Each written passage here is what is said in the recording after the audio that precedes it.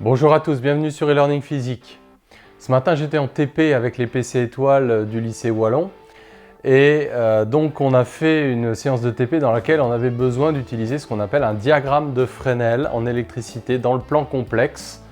Et voilà, j'ai eu des questions par rapport à ça et donc m'est venue l'idée de faire une vidéo parce que visiblement c'est quelque chose qui a un petit peu du mal à passer, cette façon de représenter les amplitudes complexes en électricité dans le plan complexe pour en tirer des choses qui seraient très difficiles de faire si on ne passait pas par ce qu'on appelle justement un diagramme de Fresnel, qui est donc la représentation dans le plan complexe d'un certain nombre de lois d'électrocinétique. Ça peut être la loi des mailles, ça peut être la loi des nœuds. Et donc on va voir ensemble un problème concret dans lequel l'utilisation d'un tel diagramme est pratiquement indispensable. Et on va voir que c'est très souvent associé à l'utilisation de la formule d'Al-Kashi. Et oui, une formule qu'il va falloir que tu ailles chercher dans ta mémoire. Donc qui relie les longueurs des trois côtés d'un triangle avec les angles, voilà, dans un triangle en particulier qui n'est pas rectangle. Alors, quel est le problème qu'on se pose? On a une impédance inconnue, Z, et qui est associée à une résistance R. Le tout est alimenté par un générateur sinusoïdal, basse fréquence, donc on est en régime sinusoïdal forcé. Et on cherche à connaître l'expression de la puissance moyenne consommée dans l'impédance Z en se servant de la mesure de 3 voltmètres. Donc on va mettre les voltmètres en dérivation, évidemment des voltmètres idéaux d'impédance d'entrée infinie, donc il n'y a pas de courant qui rentre dans aucun des voltmètres, il ne perturbe pas le montage. Donc on mesure la tension aux bornes de l'impédance Z, la tension aux bornes de la résistance R qu'on a mis en série, et enfin on mesure la tension aux bornes de l'association en série de ces deux dipôles. Et on s'est mis en AC. Alors évidemment, pourquoi on s'est mis en AC? Puisqu'en DC, là aussi, j'ai fait toute une vidéo là-dessus, AC-DC. DC pour un multimètre, ça veut dire qu'on visualiserait la valeur moyenne. Alors si on prend un générateur basse fréquence avec une tension sinusoïdale à valeur moyenne nulle, en DC, on lirait 0.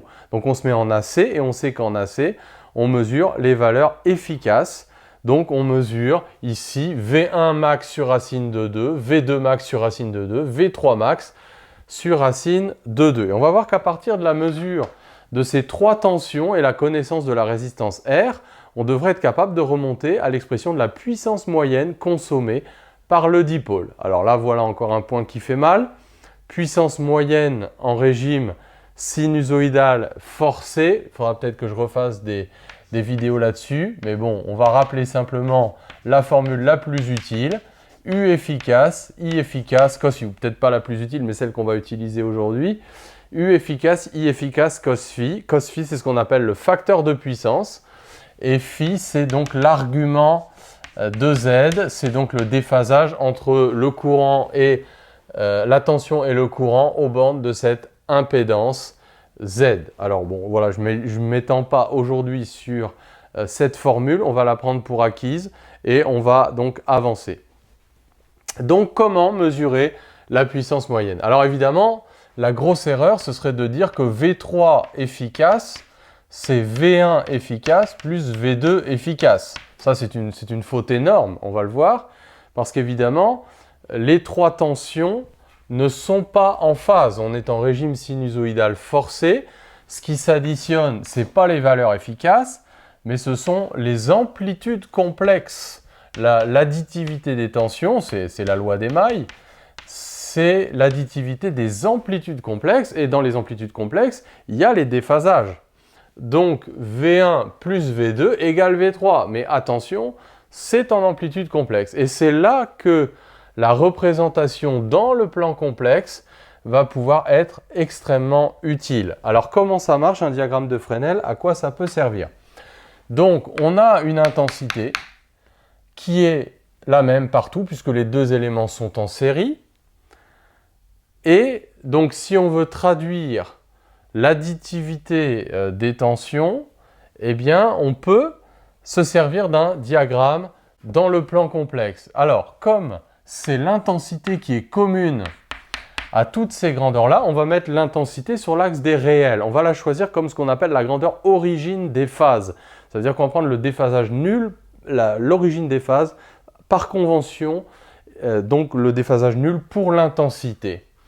Et dans ce plan complexe, on va représenter les différentes tensions. Alors j'ai envie de commencer par V2, parce que V2, donc c'est RI. Donc V2 est en phase avec le courant I. Donc si je veux représenter V2, allez, je vais multiplier ça par R, et je vais garder la même longueur, comme ça m'évitera de recommencer. Donc ça, c'est l'amplitude complexe de V2. Et cette loi-là, je vais la traduire dans le plan complexe, c'est-à-dire que je vais fabriquer V3 comme étant la somme de deux vecteurs, les vecteurs qui représentent les amplitudes complexes de V1 et de V3 et de V2. Donc j'ai V1 qui vaut ZI. Donc ça signifie que pour construire V1 à partir de I étant choisi sur l'axe des réels, eh bien, V1, donc je vais mettre son origine à l'extrémité de l'autre puisqu'on va additionner les vecteurs. Donc j'imagine par exemple que V1 est comme ça. Donc là, ici, je retrouve phi. Et phi, donc c'est l'argument de Z, c'est le déphasage de V1 par rapport à I. C'est l'argument de V1 sur I. Donc V1, donc c'est un vecteur donc, que je construis comme étant égal à ZI. Et je sais que donc V3 va être la somme vectorielle de ces deux vecteurs. Donc V3, voilà comment je le construis. Alors là, on comprend tout à fait pourquoi il ne fallait pas additionner ni les amplitudes réelles, ni les valeurs efficaces, qui revient au même d'ailleurs, puisqu'on voit que ce vecteur-là plus ce vecteur-là en longueur ne donne pas, évidemment, le vecteur V3 à cause du déphasage phi, ils ne sont pas alignés. Alors néanmoins, on peut quand même relier les caractéristiques de V3, on aimerait bien connaître la longueur V3 par rapport aux longueurs V2 et à la longueur V1. Donc nous, ce qu'on a mesuré, c'est V3 efficace et c'est V1 efficace. Alors c'est là qu'on va utiliser le théorème d'Al-Kashi, donc dans ce triangle, en disant que donc V3 au carré, c'est V1 au carré plus V2 au carré moins 2 V1 V2 cosinus de cet angle ici, donc cosinus de pi moins phi. Alors ça vaut quoi cosinus de pi moins phi? Ça vaut moins cosinus phi, donc ça va faire V1 carré plus V2 carré. Donc là évidemment quand je mets rien ce sont des normes, en fait ce sont les valeurs efficaces. Donc plus cos phi. Et donc, on voit qu'en connaissant les valeurs efficaces de ces tensions, le facteur racine de 2, si on raisonne sur les amplitudes réelles, se simplifie partout. Donc on peut obtenir, comme ça, cos phi. Alors avant de le remplacer, réfléchissons aux autres membres de cette égalité. U efficace, en réalité, c'est V1 efficace, c'est-à-dire c'est V1 mesuré le voltmètre aux bandes de Z. Et puis I efficace, on va pouvoir la voir simplement en réalisant que I efficace, c'est tout simplement V2 efficace sur R, puisque R est réel. Donc en regardant V2, connaissant R, on pourra obtenir I efficace. Et donc, bah, ça y est, on a résolu notre problème.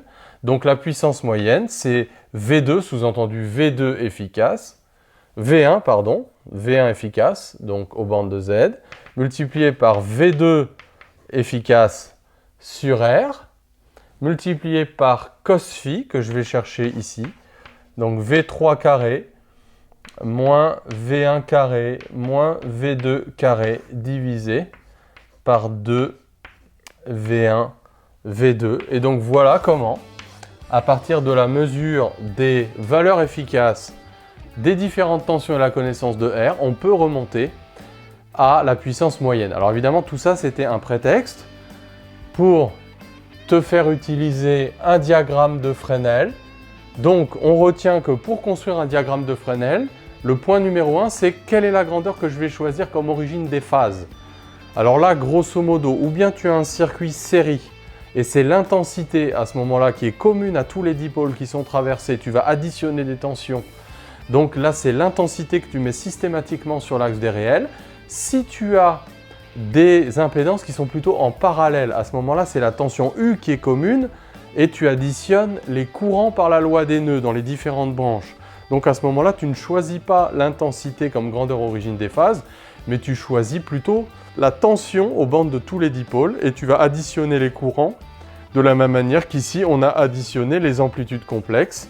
Et très souvent, tu vas utiliser dans des triangles soit des constructions, des tangentes, etc. Enfin bref, c'est souvent assez simple. Mais voilà, c'est l'utilisation d'un diagramme de Fresnel qui est vraiment très utile dans ce type de contexte. Et il faut bien reconnaître, c'est très souvent associé aux histoires de calcul de puissance et de modification, par exemple, de facteurs de puissance en ajoutant telle ou telle impédance à un circuit. Voilà, j'espère que ça t'a aidé, cette petite vidéo. Donc dans la visualisation et l'utilisation d'un diagramme de Fresnel en électricité en régime sinusoïdal forcé. À bientôt.